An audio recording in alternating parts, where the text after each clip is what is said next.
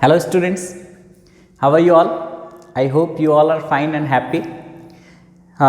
तो जैसा मैंने प्रॉमिस किया था आप लोगों को कि मैं आप लोगों के ज्योमेट्री के डाउट्स क्लियर कराऊंगा, क्योंकि जब मैंने बच्चों से पूछा तो 80% बच्चे या फिर उससे भी ज़्यादा बच्चों ने कहा कि हमें ज्योमेट्री में डाउट है। और ज्योमेट्री सबसे ईजी पार्ट है, even easiest than other parts, because दूसरे पार्ट्स में तो कैलकुलेशंस होते हैं बट यहाँ पे कैलकुलेशंस नहीं है। तो यहाँ पे है क्या? तो यहाँ पे पूरा का पूरा कंसेप्ट है। ये वर्ड मेरे से बच्चे इतनी बार सुन चुके हैं कि कहीं ना कहीं मेरे को लगता है उन लोगों ने मेरा नाम ही रख दिया होगा विकास सर से concept sir, always saying concept concept. Yes, maths is all about concept. तो मैं अगर कंसेप्ट की बात कर रहा हूँ तो बिल्कुल सही है। देखिए अब यहाँ पे क्या हो रहा है प्रॉब्लम आप लोगों के साथ में कि आप लोगों ने जो पढ़ाई करी है और अभी ये जो 2 साल थे बीच में पैंडमिक के, तो बच्चे घर पे रह गए, ऑनलाइन क्लासेस मिली उनको। बट ऑनलाइन क्लासेस में बच्चे क्या करते हैं वो बच्चों को पता है, मुझे ज़्यादा बताने की ज़रूरत नहीं है, क्योंकि उनके हाथ में होता है मोबाइल और कंट्रोल करना अपने आप को, अपने मन को बहुत मुश्किल है। मन को कंट्रोल करना बहुत मुश्किल है। ज़िंदगी बीत जाती है लेकिन मन पे कंट्रोल नहीं हो पाता। तो बच्चे तो डिस्ट्रैक्ट हो ही जाएंगे, ऑब्वियस सी बात है। बड़े डिस्ट्रैक्ट हो जाते हैं तो बच्चों के लिए तो डिस्ट्रैक्ट होना और भी आसान है। तो हम उस पर बहुत ज़्यादा बातें नहीं करेंगे, सीधी सी बात करेंगे कि ठीक है, do you have a problem. मैंने एक वीडियो देखी थी, है ना, उसमें यही बोला गया था कि do you have a problem, yes, then if you are worrying about that will the problem will solve, the answer is no. तो do you have a problem, yes, what you can do, can you do something about that, yes, then do it, why worry, means you don't have to worry about anything. If you cannot do anything then also you don't have to worry because you cannot do anything. तो worry भी करने की ज़रूरत नहीं है, चिंता करने की ज़रूरत नहीं है। If you can do something about then do, again you don't do worry, है ना। तो we don't have to get worried about anything. There is a problem, there is a solution. जहाँ प्रॉब्लम उसी के नीचे सॉल्यूशन है। Solution ये है कि कंसेप्ट हमने क्लियर नहीं करा है। कंसेप्ट क्या? जो भी ज्योमेट्री हमने आज तक पढ़ी है क्लास 8th तक, 9th की चीज़ें बनाने के लिए 8th तक की ज्योमेट्री क्लियर होनी चाहिए। Geometry starts from a point, है ना, जिसमें कि कोई डायमेंशन नहीं होती है, ज़ीरो डायमेंशनल, है ना, ज़ीरो डायमेंशंस हैं इसके। तो पॉइंट से स्टार्ट होती है ज्योमेट्री, बहुत सारे पॉइंट्स ज्वाइन होते हैं, लाइन बनती है, straight path which can be extended in both the directions, क्या कहते हैं, लाइन। फिर एक एंड पॉइंट हो और एक साइड एक्सटेंड की जा सके, उसको क्या कहते हैं, रे कहते हैं। तो मैं अभी ये सारी चीज़ें आपको क्लियर नहीं करा रहा हूँ, चिंता मत करो, ये सारी चीज़ें बहुत आसान है, आप लोगों को पता भी है। कुछ चीज़ें जो भूल गए हो वो जब आप करोगे तो याद आ जाएंगी। तो मैंने बहुत सोचा और फिर मैं सोच रहा था कि पहले मैं कंसेप्ट ही क्लियर करा देता हूँ। जैसे मैंने आप लोगों को बोला था कि आप माई ज्योमेट्री नोटबुक बना लो, क्योंकि जो भी चीज़ें आपने नहीं पढ़ी है ज्योमेट्री में वो चीज़ें आपको पढ़नी होंगी। अगर आप उनको नहीं पढ़ोगे तो फिर आगे ज्योमेट्री बनेगी नहीं। तो बहुत सारी बेसिक चीज़ें जो हमें पता है, जैसे कि पॉइंट पता है, लाइन पता है, लाइन सेगमेंट पता है, रे पता है, इंटरसेक्टिंग लाइंस पता है, पैरेलल लाइंस पता है, तो उनको ठीक है एक बार रिकॉल कर लो। और माई ज्योमेट्री नोटबुक जो आप बनाओगे वो आपका तो काम आएगा ही, जहाँ तक ज्योमेट्री है वहाँ तक। और आपके जाने के बाद, आप मतलब आपकी पढ़ाई कंप्लीट हो जाने के बाद वही नोटबुक आपके छोटे जो जूनियर्स होंगे उनके काम आएंगे, आगे चल के आपके बच्चों की भी काम आ जाएंगी। आप दिखाना कि देखो हमने ये जो माई ज्योमेट्री नोटबुक बनाया था।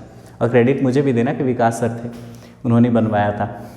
खैर मत दो, टेक ऑल द क्रेडिट, अपने आप को ये बताना कि देखो हमने इतनी मेहनत करी। खैर वो सारी चीज़ें फ्यूचर की है, फ्यूचर को अभी नहीं प्लान करते, हमें अपना प्रेजेंट को सही करना है। तो जो चीज़ें छूट गई है उसके लिए बस एक ही उपाय है कि हम उसे पढ़ लें। या तो वो इम्पॉर्टेंट नहीं है तो छोड़ ही दें, और अगर वो इम्पॉर्टेंट है तो ठीक है, हमें फिर से पढ़ना ही पड़ेगा, कोई ऑप्शन नहीं है। तो पहली चीज़ यही मैंने सोची कि मैं सारे कंसेप्ट क्लियर करा देता हूँ, बट फिर ऐसे क्या होगा ना, मतलब मूड नहीं बनेगा पढ़ने का, चला जाएगा सारा मूड। तो इसलिए फिर मैंने सोचा कि क्यों ना मैं ऐसा करता हूँ कि मैं क्वेश्चंस ले लेता हूँ स्टार्ट कर देता हूँ और उस क्वेश्चन को सॉल्व करने के लिए जो जो कंसेप्ट चाहिए होंगे मैं वो कंसेप्ट को क्लियर करा दूंगा। शायद मेरी बात को आप समझ पा रहे हो। तो उससे क्या होगा, वो क्वेश्चन भी सॉल्व हो जाएगी, कंसेप्ट भी क्लियर हो जाएगा।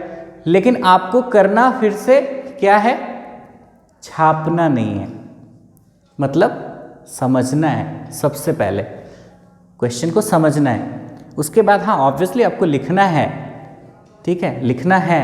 तो जैसे मैंने इस क्वेश्चन से रिलेटेड क्या क्या चीज़ें इस क्वेश्चन में लगेंगी, इसको सॉल्व करने के लिए क्या चाहिए, इसको सॉल्व करने के लिए क्या क्या कंसेप्ट यूज़ होंगे, वो कंसेप्ट मैंने बताया। तो आपको उस कंसेप्ट को वहाँ नहीं लिखना है, क्योंकि क्वेश्चन में कंसेप्ट नहीं लिखना होता, क्वेश्चन में क्वेश्चन को सॉल्व करना होता है। तो मैं कंसेप्ट इसीलिए बता रहा हूँ ताकि आपको क्वेश्चन को रट्टा नहीं मारना पड़े। अभी तक से जो कर रहे थे बच्चे, क्या कर रहे थे, अभी हम लोग बहुत आगे तक चले गए हैं ज्योमेट्री में। इवन कुछ बच्चे तो आगे तक बना चुके हैं, ट्यूशन टीचर से पढ़ते हैं, स्कूल में भी टीचर आते हैं, तो उनके पास भी टाइम कम होता है। जैसे मुझे भी, मैं आपको आके पढ़ा रहा हूँ तो मुझे कितने पीरियड्स मिल रहे हैं वीकली, आप बताओ, और कितने टाइम का पीरियड हो रहा है, मैं खुद सेटिस्फाई नहीं हो पा रहा हूँ उतने टाइम में। तो क्या कर सकते हैं, इसीलिए मैंने जब बच्चों से पूछा तो बच्चों ने भी कहा कि सर आप यूट्यूब पे वीडियोस अपलोड कर लीजिए, हम देख लेंगे, हमारे पास में इतनी फुर्सत है, हम देख सकते हैं, फ्री टाइम में हम कभी भी देख लेंगे, सोते सोते देख लेंगे, खाते खाते देख लेंगे, है ना। चलिए ठीक है, तो देख लीजिए। और आपके लिए ये वीडियो बना रहा हूँ, अभी अच्छा खासा टाइम हो रहा है, रात हो गया, और आपके लिए ही मैंने यहाँ पे लाइट की व्यवस्था की है, एक इस तरफ और एक उस तरफ लगी हुई, क्योंकि जब मैं फर्स्ट डे यहाँ पे था तो लाइट की कमी थी, और लाइट कम होगी तो फिर चीज़ें क्लियरली दिखेंगी नहीं, समझ में नहीं आएगा, फिर आँख खराब होगा, चश्मे का नंबर बढ़ जाएगा। इसलिए सबसे पहले मैंने लाइट की व्यवस्था की, फिर माइक्रोफोन वगैरह जो भी चीज़ें थी, सिर्फ और सिर्फ आपके लिए, अपने लिए नहीं। और अपने लिए भी कह सकते हो, क्योंकि जब आपका कंसेप्ट क्लियर हो जाएगा तो मुझे भी बहुत खुशी मिलेगी, क्योंकि अभी मैं खुद सेटिस्फाई नहीं हो पा रहा हूँ आपको पढ़ा के, मुझे इतना टाइम नहीं मिल रहा। मुझे एटलीस्ट चाहिए थे 1 पीरियड पर डे, जो कि मिल नहीं पा रहा, बट कोई प्रॉब्लम नहीं है, हम इस तरीके से उसको कर लेंगे। अब देखो, इसमें ऐसा नहीं है, किसी की गलती नहीं है, क्योंकि यहाँ पे टाइम हमारे पास बहुत कम है। सॉरी,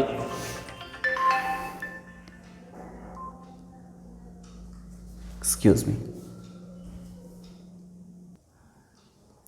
सॉरी, बीच में फ़ोन बज गया था मेरा तो ये सारी प्रॉब्लम्स आएंगी। देखो, मैं कोई प्रोफेशनल तो हूँ नहीं, ठीक है, और ना ही मेरे पास प्रोफेशनल रूम है रिकॉर्डिंग की।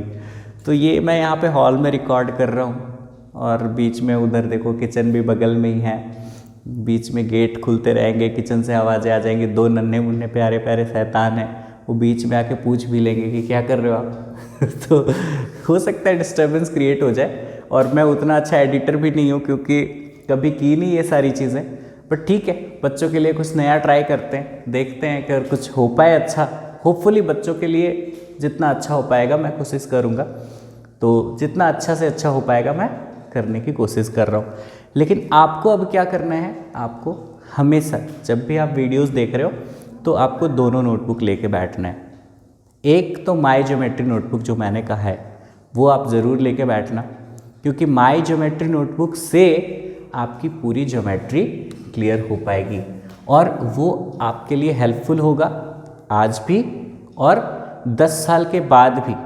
इवन आप कॉम्पिटिटिव एग्ज़ाम्स में भी बैठोगे, जैसे एसएससी के एग्ज़ाम्स में बैठोगे, तो एसएससी के एग्ज़ाम्स में भी आपके जो भी कंसेप्चुअल क्वेश्चंस आते हैं, ज्योमेट्री के क्वेश्चंस आते हैं, आपके सारे कंसेप्ट क्लियर होंगे तभी आप बना पाओगे। तो इसलिए आप ये ज़रूर बना लो, मैं सबको बोल रखा हूँ, माई ज्योमेट्री नोटबुक बना लीजिए इसको, और उसमें सारे कंसेप्ट लिख दीजिए जितने आपको आते हैं। अब जैसे पॉइंट से मैं क्यों बताऊँ, आप खुद ही बोलो, इतनी चीज़ें तो आप खुद से कर सकते हो, है ना। तो जो जो चीज़ें आप खुद से कर सकते हो उसको आप खुद ही कर लो। सबसे पहले 0 डायमेंशन से स्टार्ट होता है, geometry starts from a point, है ना। पॉइंट क्या है, एक 0 डायमेंशनल फिगर है जिसकी कोई मेजरमेंट नहीं है, कोई डायमेंशन नहीं है, इसकी एक एग्जैक्ट लोकेशन होती है, लेकिन स्टार्ट यहीं से होती है। इसको हम मिला देंगे डॉट डॉट डॉट बहुत सारे पॉइंट्स को, तो ये एक लाइन बन जाती है। लाइन दोनों साइड से एक्सटेंड हो सकती है, एक एंड पॉइंट हो एक साइड से एक्सटेंड होती है तो रे कहलाती है। उसको किस तरीके से डिनोट करते हैं, तो सारे डेफिनेशन विथ डायग्राम आपको बना लेने हैं। और इसीलिए क्योंकि सारे के सारे कंसेप्ट अगर मैं बताता जाऊँगा तो क्लास बोरिंग हो जाएगी, और मुझे क्लास कभी बोरिंग करना अच्छा नहीं लगता। तो बेटर मुझे यही ऑप्शन लगा कि मैं क्वेश्चन लूँ और उस क्वेश्चन में क्या क्या चीज़ें हैं, क्या क्या कंसेप्ट यूज़ हुआ है उस क्वेश्चन को बनाने में, वही कंसेप्ट मैं बता दूँ उसी टाइम। तो आपको दोनों नोटबुक लेके बैठने, तो जो कंसेप्ट मैं क्लियर कराऊँ उस टाइम आप उस कंसेप्ट को लिख लेना माय ज्योमेट्री नोटबुक में। और जब मैंने कंसेप्ट बता दिया है, अब मैं कंसेप्ट को मिटा दूंगा, रब कर दूंगा, या फिर साइड में रहेगी भी चीज़ें, तो उस कंसेप्ट को साइड में रहने देंगे। और जब मैंने क्वेश्चन सॉल्व किया है तो उस समय आपको लिखने की ज़रूरत नहीं है, जैसा मैं क्लास में करता हूँ कि when I am writing you should not right, you should just pay attention and you should understand these things, है ना। एक ही साथ में मैं बता रहा हूँ, आप लिखे जा रहे हो, तो इसका मतलब आपका ध्यान इतना पूरा का पूरा आप सही तरीके से लिख पा रहे हो, ना ही पूरा समझ पा रहे हो। अब ये तो YouTube है, यहाँ पे आप पॉज करके आसानी से स्क्रीनशॉट ले करके लिख सकते हो, तो यहाँ पे कोई दिक्कत नहीं है। तो जिस समय मैं कंसेप्ट बताऊँ उस कंसेप्ट को आप माय ज्योमेट्री नोटबुक में लिख लेना। और याद रखना, क्वेश्चन में कंसेप्ट जैसे मैं क्लियर करा रहा हूँ वैसे कंसेप्ट लिखे नहीं जाते, वो बस मैं इसीलिए बता रहा हूँ ताकि आपका कंसेप्ट क्लियर हो जाए और क्वेश्चन को आप रट्टा ना मारो, है ना।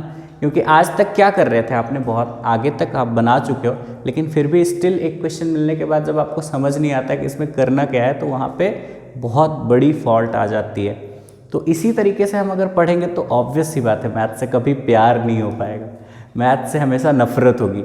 एक लेक्चर क्लास हो, हिस्ट्री की क्लास हो, अगर टीचर अच्छे से एक्सप्लेन कर रहा है तो कोई भी बच्चा हो उसको समझ आएगा, उसको अच्छा लगेगा। लेकिन मैथ्स अच्छा क्यों नहीं लगता, इसका रीज़न क्या है कि मैथ्स में ना होते हैं कंसेप्ट, पहले टीचर ने कंसेप्ट क्लियर करा दिया, अब एक क्वेश्चन दे दिया और बनाओ बच्चों, है ना।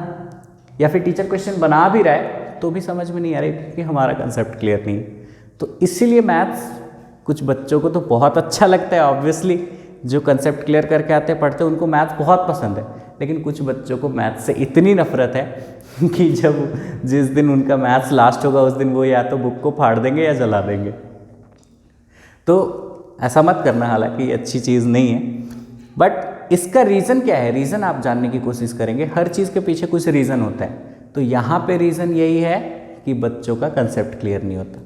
तो मैथ्स के आप कंसेप्ट क्लियर कीजिए, उसके बाद आपको अपने आप समझ में आ जाएंगी कि हमें यहाँ पे करना क्या। अब यहाँ पे तो कैलकुलेशन नहीं है, पूरा कंसेप्ट है।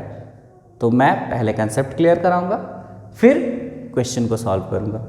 कंसेप्ट आप लिख लेना कंसेप्ट वाले नोटबुक में, और जब मैं क्वेश्चन सॉल्व कराऊं देख लेना, समझ लेना। ना समझ में आए कुछ पॉइंट तो एट दैट टाइम आप क्या कर सकते हो, एट दैट टाइम आप सिर्फ कमेंट लिख सकते हो। तो आप कमेंट लिख लेना, और जब मेरी लाइव क्लासेस होंगी या फिर मैं क्लास में पढ़ा रहा हूँगा, आपके सामने होगा, तो आप पूछ लेना, ठीक है। बाकी विकास सर इज़ अवेलेबल 24/7, तो आप विकास सर से कभी भी पूछ सकते हो, एनी टाइम, ठीक है ना। तो जो चीज़ें आपको नहीं समझ में आएंगी वो आप कमेंट्स में पूछ लो, मेरे से पूछ लो, है ना, क्लास में पूछ लो, बाकी मोस्टली चीज़ें क्लियर हो जाएंगी। तो जब मैंने पूरा क्लियर कर दिया, उसके बाद आप पॉज करना, लिख लेना, लेकिन बीच में मत लिखना। बीच में आपको सिर्फ और सिर्फ एक ही चीज़ लिखनी है। जब मैंने कंसेप्ट क्लियर करा दिया, पॉज करो और कंसेप्ट को लिख लो। उसके बाद जब मैंने क्वेश्चन सॉल्व किया, एंड हो गया, अब आप पूरे क्वेश्चन को लिख लो। और जो चीज़ें पूरे क्वेश्चन क्लियर होने के बाद भी, जैसा मेरी तरफ से मैंने क्लियर कर दिया, उसके बाद भी वो आपको चीज़ें कुछ समझ में नहीं आई है, तो या तो आप कमेंट्स में पूछ लो या तो आप डायरेक्टली पूछ लो, जैसा आपका मन करे, ठीक है। तो चलिए, जैसे कि ये क्वेश्चन है, इस क्वेश्चन में क्या क्या कंसेप्ट लगेंगे देखो आप। ये चैप्टर 6 की पहली क्वेश्चन है, 6.1 फर्स्ट क्वेश्चन। फर्स्ट क्वेश्चन क्या है, क्या पूछा जा रहा है यहाँ पे देखिए, in this figure which is drawn, AB and CD intersect at O। ये दो लाइन है, एक AB और एक CD, दोनों O पे इंटरसेक्ट कर रहे हैं, और वहां पे ये दोनों angle, this angle AOC and BOE, mark कर दूं ज़्यादा बेटर होगा। तो देखिए AOC एंड BOE, ये दोनों को एंगल, इन दोनों एंगल का सम दिया हुआ है 70, सम दिया, अलग अलग नहीं है, इन दोनों को जोड़ के। उसके बाद BOD 40 डिग्री है, BOD दिस एंगल, अगर मैं लिख दूं यहाँ पे तो ज़्यादा बेटर होगा, 40 डिग्री।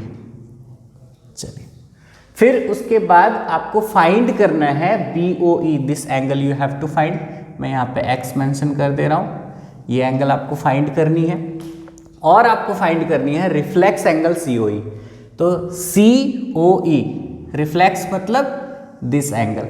तो अब यहाँ पे हम बात करते हैं कि यहाँ पे कंसेप्ट क्या क्या लगेगा और इस क्वेश्चन को कौन समझ पाएगा और बना पाएगा।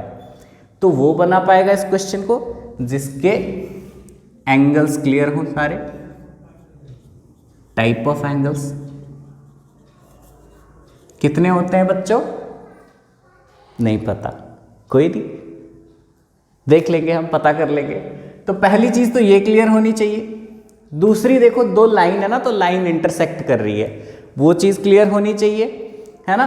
तो लाइन इंटरसेक्ट कर रही है, तो वहां पे इंटरसेक्ट करने की क्या प्रॉपर्टी होती है और कितने टाइप के एंगल्स होते हैं, ये दोनों चीजें क्लियर होने से बन जाएंगी हमारे क्वेश्चन। तो देखिए, टाइप ऑफ एंगल में सबसे पहला एंगल क्या होता है? Acute angle. Very good, acute angle.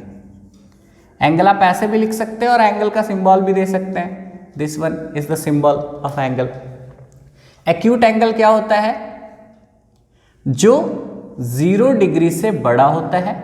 मान लेते हैं कि वो एक्यूट एंगल जो है वो अल्फा है। तो alpha is greater than 0 degree and less than 90 degree, यानी कि it is somewhere between 1 degree to 90 degree, 1 degree to 89 degree, 1 degree to 89 degree, 1 degree से 89 डिग्री तक, और 0 और 90 के बीच में। ठीक है, मैं क्यों बता रहा हूं? क्योंकि मैं ये एक ही बार बताऊंगा, फिर एक बार मैंने ये बता दिया तो उसके बाद मेरी जितनी भी वीडियोस आएंगे और जो भी मैं ज्योमेट्री क्लियर कराऊंगा, फिर बार बार मैं बताता नहीं चलूंगा एंगल्स, टाइप ऑफ एंगल्स।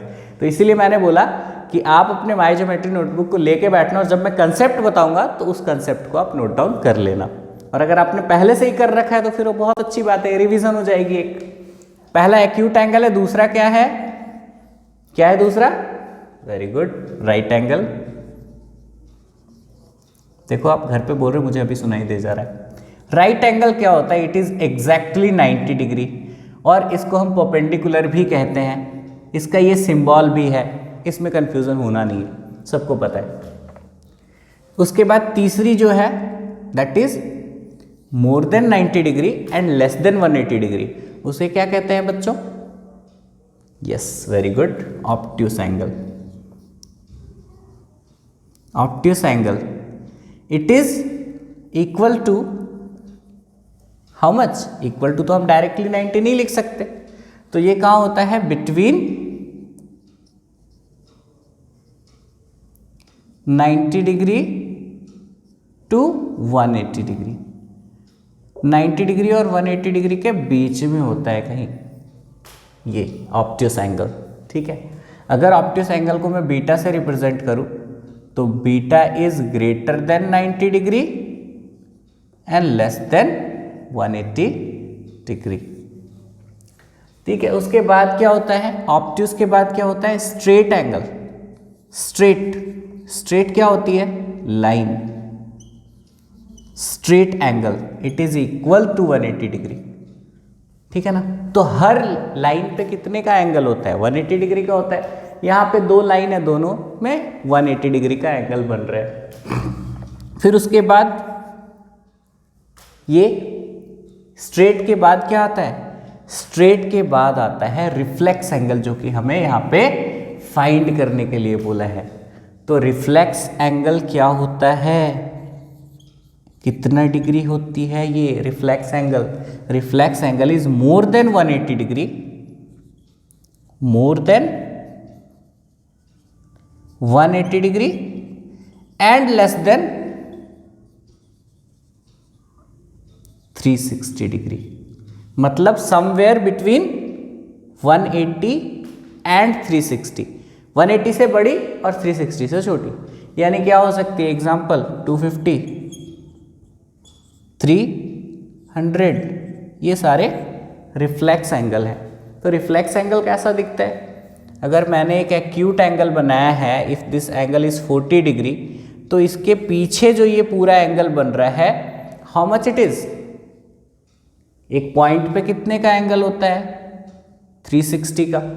तो एक पॉइंट के राउंड कितने का एंगल होता है, 360, उसमें से 40 ये है, तो ये कितना हो गया, 360 माइनस 40 दैट इज 320 डिग्री। ठीक है ना, ये रिफ्लेक्स एंगल है। तो वैसे ही हमें रिफ्लेक्स एंगल निकालना है COE का, तो ये पूरा यहाँ से यहाँ तक उसके पीछे जो भी एंगल है, तो हमें पहले तो ये एंगल पता होना चाहिए, ये पता होगा, हम 360 से इसको सब्ट्रैक्ट करेंगे तो रिफ्लेक्स निकल जाएगा उसका। रिफ्लेक्स हो गया, उसके बाद एक एंगल आती है कंप्लीट एंगल। कंप्लीट एंगल क्या होता है, 360 degree obviously. Complete angle it is exactly 360 degree, मतलब ये एक पॉइंट होता है ना, एक पॉइंट, ये रहा एक पॉइंट। ठीक है, ये पॉइंट अगर 0 है, इसके चारों तरफ कितना एंगल बनेगा, हाँ सही कहा आपने, 360। तो कितने हैं angles total, type of angles 6 होते हैं। कौन कौन से, एक्यूट, कितने से कितना होता है, 0 से बड़ा होता है, 90 से छोटा होता है, यानी कि 1 डिग्री टू 89 डिग्री तक के सारे एंगल एक्यूट होते हैं। राइट, सीधा सीधा 90 परपेंडिकुलर भी कहते हैं, ये सिंबल यूज होता है। ऑब्ट्यूस एंगल जो 90 से बड़ा होता है और 180 से छोटा होता है, यानी इन दोनों के बीच होता है, 90 से बड़ा 180 से छोटा, यानी example 95 degree, 100 degree, 110 degree, 120 degree, ये सभी ऑब्ट्यूस हैं। स्ट्रेट 180, मतलब एक स्ट्रेट लाइन, स्ट्रेट एंगल है ना, स्ट्रेट एंगल पे 180 डिग्री, हाँ ऊपर भी और नीचे भी दोनों साइड 180 डिग्री ही होता है। मेरे ख्याल से समझ पा रहे होंगे आप, चीज़ें आप बचपन में पढ़ चुके हैं। रिफ्लेक्स एंगल क्या है, मोर देन 180 लेस देन 360, जो कि हमें अभी फाइंड करनी है। एग्जाम्पल भी दिया है मैंने आपको, एक एक्यूट एंगल के पीछे में जो एंगल है वो रिफ्लेक्स एंगल है। फिर उसके बाद कंप्लीट क्या है, कंप्लीट है पूरा का पूरा 360। 360 कैसे होगा, एक पॉइंट के चारों तरफ angle around a point is 360 degree. तो टाइप ऑफ एंगल्स कितने होते हैं बच्चों, 6, याद रखना, नोट डाउन कर लो इसको। ये एक कंसेप्ट यूज होगा यहाँ पे रिफ्लेक्स एंगल के लिए। दूसरी चीज क्या यूज होनी है, इसको पहले रब करते हैं फिर बताते हैं दूसरी चीज यहाँ पे क्या यूज होगी। नोट डाउन कर लीजिए।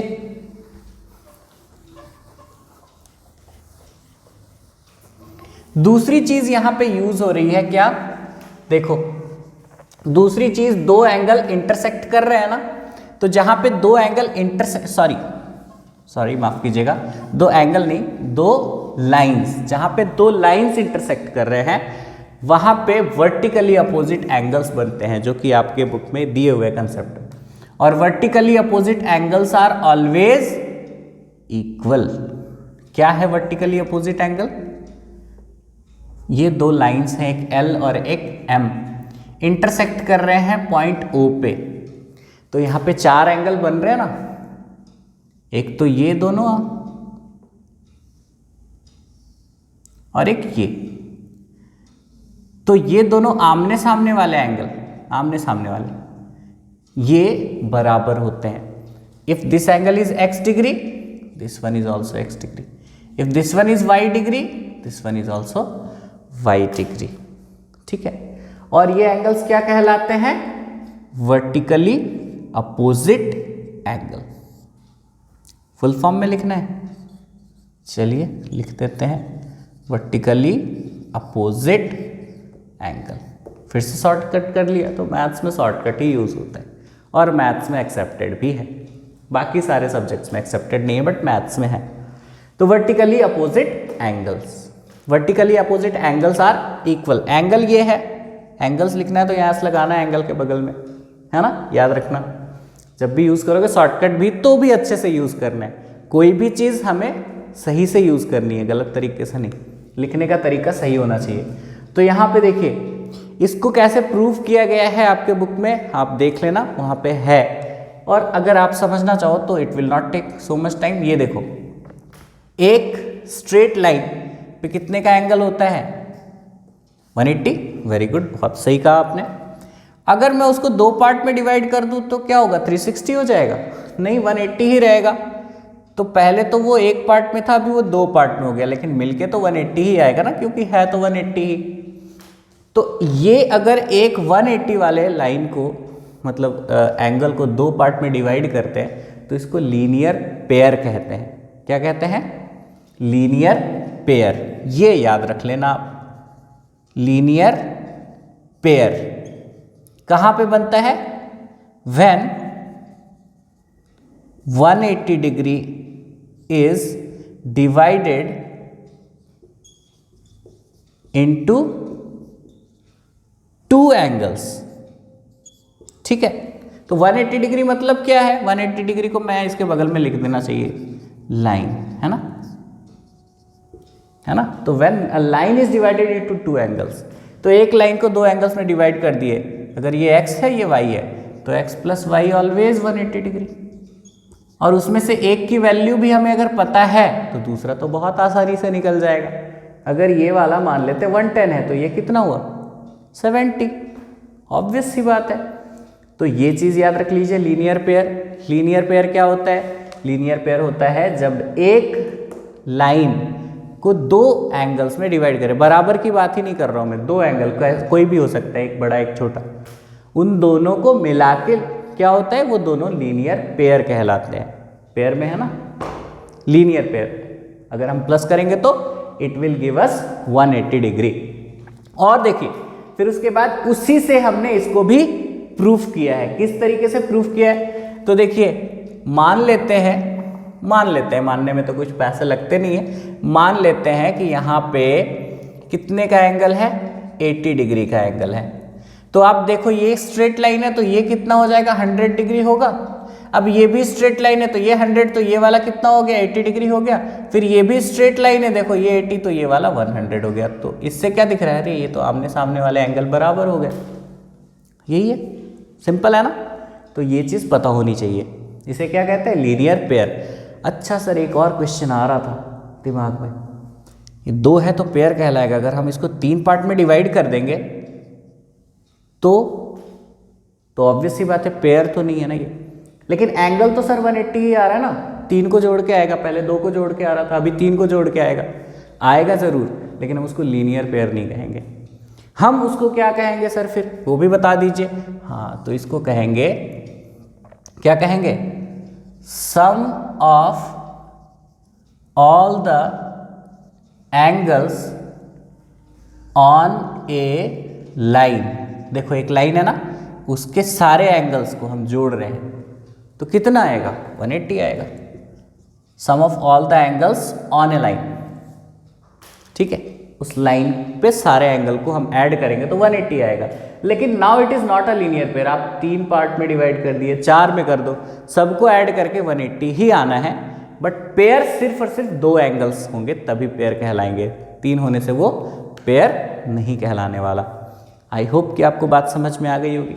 तो ये चीज़ और ये चीज़, अभी ये दोनों यूज़ होगा इसलिए मैंने बता दिया। क्या? Vertically opposite angle. तो देखो बुक में है, इसको लिख लेना, इसके कंसेप्ट को लिखना।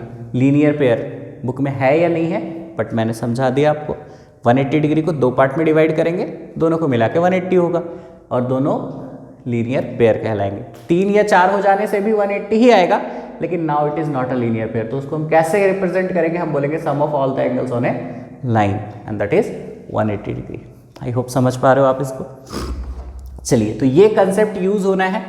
रिफ्लेक्स एंगल हो गया, लीनियर पेयर हो गई और वर्टिकली अपोजिट एंगल। तो ये तीन कंसेप्ट आई होप कि आपको समझ में आ चुका है। अब ये तीन चीज़ें अगर समझ आ गई तो फिर आपका ये क्वेश्चन बन जाएगा। तो इस क्वेश्चन को बनाने के लिए कौन सी तीन चीज़ें क्लियर होनी चाहिए थी? एक तो लीनियर पेयर, ठीक है, और वर्टिकली अपोजिट एंगल और टाइप ऑफ एंगल्स, क्योंकि हमें यहाँ पे रिफ्लेक्स एंगल बोला गया है। तो रिफ्लेक्स एंगल, अब बच्चों को समझ नहीं आएगा कि रिफ्लेक्स एंगल क्या है, COE। कहीं वो ऐसा ना समझ ले कि COE ही निकालना है। रिफ्लेक्स एंगल COE निकालना है, मतलब उसके पीछे वाला सारा पार्ट। ठीक है, तो देख लीजिए, हम निकालेंगे, रिफ्लेक्स एंगल भी निकालेंगे और BOE भी निकालेंगे। तो देखो बच्चों, इसका सॉल्यूशन देखते हैं। Solution, how to solve this question? It's very easy. पहला क्वेश्चन है तो इजी होगा ही, पहला क्वेश्चन हमेशा इजी होता है। एक्चुअली ऐसा नहीं कि पहला दूसरा भी इजी हो सकता है, तो धीरे धीरे लेवल बढ़ती है और ये सही भी है। अगर एक बार में टफ क्वेश्चन दे दे तो बच्चों को समझ आएगा कि बाप रे बहुत ज़्यादा टफ है, इसीलिए लेवल को धीरे धीरे इंक्रीज किया जाता है। ऐसा नहीं सिर्फ इस बुक में, हर बुक में वैसी ही होती। तो देखो क्या करना है, हमें निकालना है ये, एक तो ये एंगल और एक इसके पीछे का, मतलब COE के पीछे का एंगल, मतलब उसके पीछे जो पूरा एंगल बन रहा है वो, उसको क्या कहते हैं, रिफ्लेक्स एंगल। तो सबसे पहले तो हम ये निकाल लेते हैं, फिर रिफ्लेक्स निकालेंगे। तो देखो ये दोनों एंगल को ऐड करने पे कितना आएगा, हाँ ये दोनों देख लीजिए, ये पूरा एक लाइन है तो ये लीनियर पेयर है, अभी बताया था मैंने आपको। तो हम यहाँ पे क्या करने वाले हैं, angle AOD plus angle BOD is equal to 180 degree. क्यों, रीजन क्या है, it is a linear pair, और जिसमें से कि हमें BOD है हमारे पास, इसकी मेजरमेंट कितनी है, इसकी मेजरमेंट 40 डिग्री है ना। तो एंगल AOD तो अब निकल ही जाएगा, कितना हो गया, सबट्रैक्ट करने के बाद angle AOD is equal to 180 degree minus 40 degree is equal to 140 degree. तो अब आपके पास इसकी वैल्यू आ गई, कितनी है इसकी वैल्यू, 140 डिग्री। अब इस एंगल की वैल्यू निकाली जा सकती है कैसे, देखो फिर से ये स्ट्रेट लाइन है और ये एक लीनियर पेयर है, देख पा रहे हो, आसान है ना। ठीक है, तो हम फिर से करते हैं again, angle AOC plus angle AOD is equal to 180 degree. तो angle AOC is equal to 180 degree minus angle AOD, and AOD, what is the value of AOD, we have got 140 degree. तो कितनी I value इसकी, हाँ 40 degree, ठीक है 40 degree आ गई value इसकी। ये देखिए इसकी वैल्यू 40 डिग्री है। ओके, अब आपके पास इसकी वैल्यू आ गई और इन दोनों का सम 70 है, तो आप तो यहीं से बता सकते हो सर ये 70 माइनस 40 दिस वन इज 30, ठीक है, बट आपको लिख के भी करना पड़ेगा, तो लिख के कर देते हैं। गिवन है ना ये, given angle AOC plus angle BOE equals to how much, equals to 70 degree. तो हमें निकालना क्या है, हमें BOE निकालना है। Angle BOE is equal to 70 degree minus angle AOC, what is the value of AOC, yes it is 40 degree. तो आपकी ये वैल्यू आ गई 30 डिग्री। चलिए ये भी लिख देते हैं। अब तो आपके पास देखिए यहां से यहां तक की सारी वैल्यूज है, आप या चाहो तो इन सबको जोड़ दो या फिर चाहो तो इसकी वैल्यू भी निकाल लो, है ना, और इसकी वैल्यू निकाल के 360 से माइनस करो, जैसा आपका मन करे। क्या करना चाहेंगे आप, एक काम करता हूं मैं दोनों कर देता हूं, आपको जो अच्छा लगे ले लेना। सबसे पहले इसकी वैल्यू निकाल लेते हैं, तो इसकी वैल्यू कितनी होगी, इन तीनों को जोड़ के 180, ये 70 है, ये वाला कितना हो जाएगा 110, पता तो चल ही गया, ठीक है। तो निकालते हैं इसकी value. Angle COE plus 40 degree plus 30 degree is equal to 180 degree angles on a line. एक ही चीज गलत लिख दिया है मैंने यहाँ पे, sum of all angles on a line, सारे एंगल्स जितने भी है, 3 एंगल्स है, तीनों का सम हमने कर दिया 180।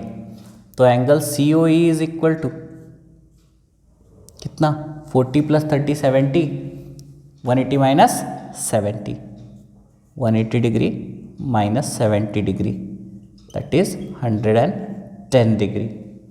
तो अब जब हमारे पास इसकी वैल्यू है कितनी है इसकी वैल्यू 110 डिग्री। तो हमें निकालना रिफ्लेक्स एंगल, 360 से माइनस करेंगे 110 आ जाएगा। तो reflex angle COE is equal to 360 degree minus angle COE, and what is that 110, yes, 360 degree minus 110 degree. Now what is the value? Yes, 250 degree is your answer. एक तो ये हो गया, और दूसरा आप इसके ये चारों एंगल को जोड़ दीजिए, तो वो भी आसान है, आपकी जैसी मर्जी आप सॉल्व कर सकते हो। और मैं कर दे रहा हूँ यहाँ पे angle reflex angle, sorry, reflex angle COE is equal to angle AOC plus angle AOT plus angle BOD plus angle BOE, है ना। AOC कितनी है? AOC की वैल्यू है 40 डिग्री, AOD की वैल्यू 140 डिग्री, इसकी वैल्यू फिर से 40 डिग्री और इसकी वैल्यू 30 डिग्री। ऐड कर देते हैं, कितना हो जाएगा 40 and 140 it is 180 degree plus 70 degree, obviously 250 degree. चलिए लीजिए जो आपको अच्छा लगे, ये या फिर वो, ठीक है। तो ये हो गया आपका क्वेश्चन नंबर 1 सॉल्व। शायद मैं फर्स्ट वीडियो में है तो मैंने कुछ ज़्यादा टाइम ले लिया होगा, फास्ट फॉरवर्ड करके देख लेना, बट धीरे धीरे एफिशिएंसी बढ़ती जाएगी तो मेरे बताने का तरीका और भी अच्छा होता जाएगा। यूट्यूब पे क्लासेस में तो कोई दिक्कत नहीं होती है। अब यहाँ पे क्या है, कोई भी बच्चे बैठे नहीं है, उनकी कोई क्यूरीज नहीं आ रही, मुझे ऐसा लग रहा है मैं खुद से ही बातें कर रहा हूँ, थोड़ा अजीब सा फील भी होता है। घड़ी की टिक टिक पूरी साफ सुनाई दे रही है क्योंकि रात का समय है, और इस बोर्ड के जस्ट ऊपर घड़ी है, अगर आप चाहोगे तो मैं दिखा दूंगा उसको कि क्या टाइम हो रहा है। चलिए फिर ये पहला क्वेश्चन है, और आज मैं एक्चुअली और भी क्वेश्चन सॉल्व करना चाह रहा था, लेकिन आज मैं एक ही कर रहा हूँ। नेक्स्ट डे मैं और भी क्वेश्चन सॉल्व करूँगा। अभी मेरी बातें आपसे जो मुझे कहनी थी वो इस वीडियो के थ्रू मैंने आपको कह दी सारी बातें, कि आपको करना क्या है, जो चीज़ें हो गई उसके बारे में अब सोचना नहीं है, हमें अब आगे अच्छा करना है, हमें फ्यूचर को अच्छा करना है, और फ्यूचर को अच्छा करने के लिए हमें अपने प्रेजेंट को अच्छा करना पड़ेगा।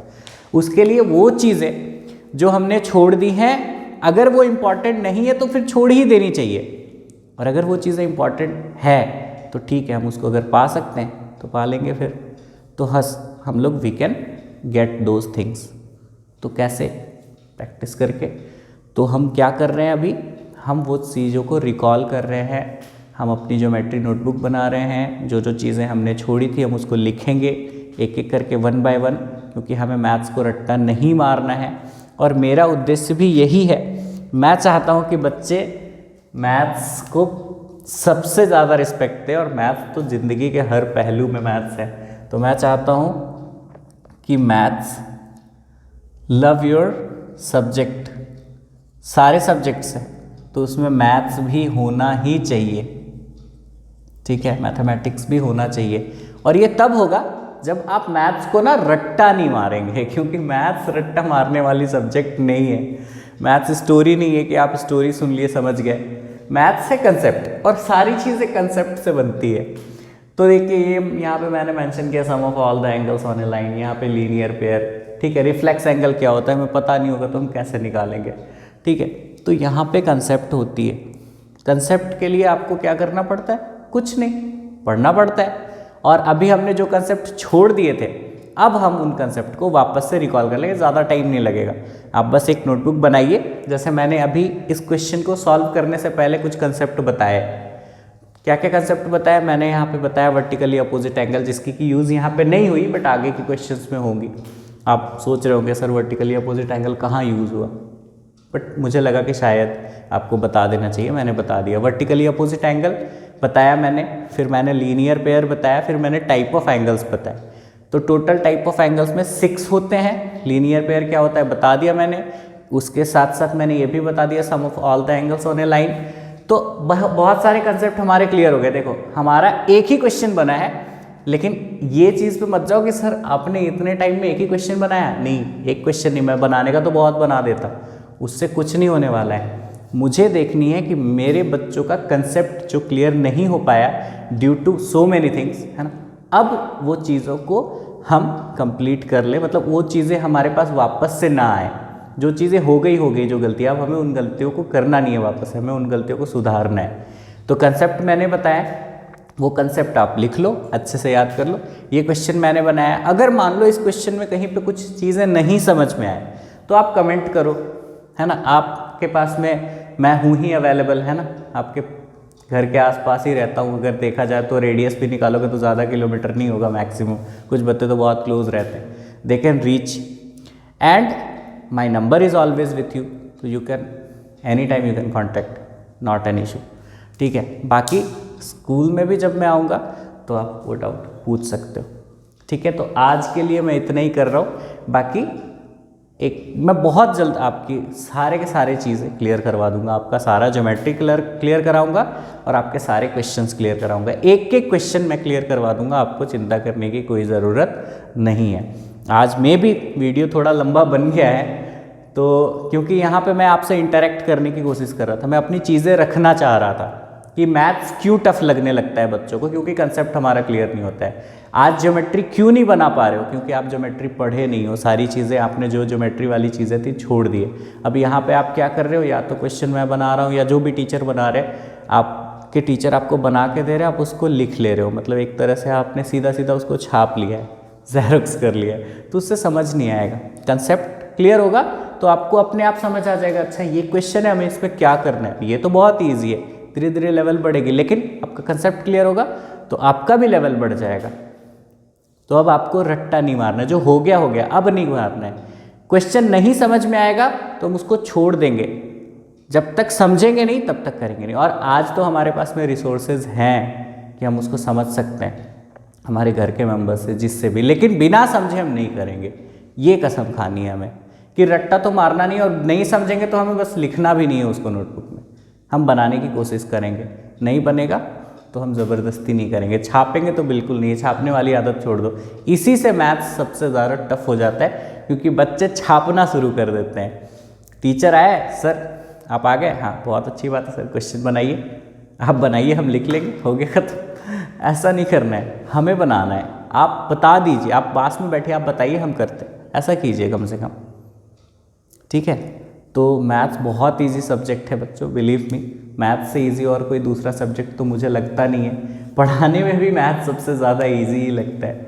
तो आप विश्वास करो, मैथ्स आपको भी इजी लगने लग जाएगा जैसे मुझे इजी लगती है।